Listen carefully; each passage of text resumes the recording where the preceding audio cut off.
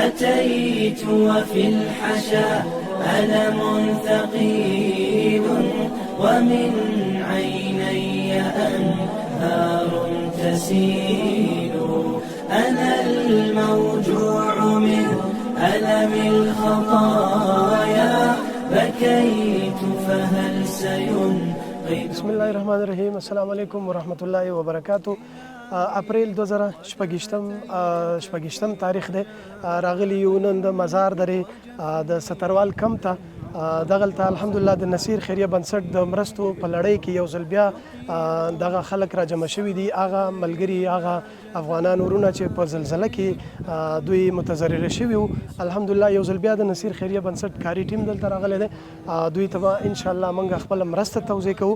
په دغه مرسته کې موږ د دوی هرې کورنۍ دپاره یا د هر شخص دپاره موږ 15,000 افغانۍ راوړي دي. جمله الحمدلله 115 برخې دي. نو دغه کوم ملګري چې دلته ناست دي دا د ستروال د سهیل تنګي مربوط کورنۍ دي، دوی راغلي دي. د دې نه بعد انشاءالله زموږ مرسته د کینل په کلي کې هم انشاءالله توضیح کیږي. د هغې جزئیات به هم تاسو سره شریک شي.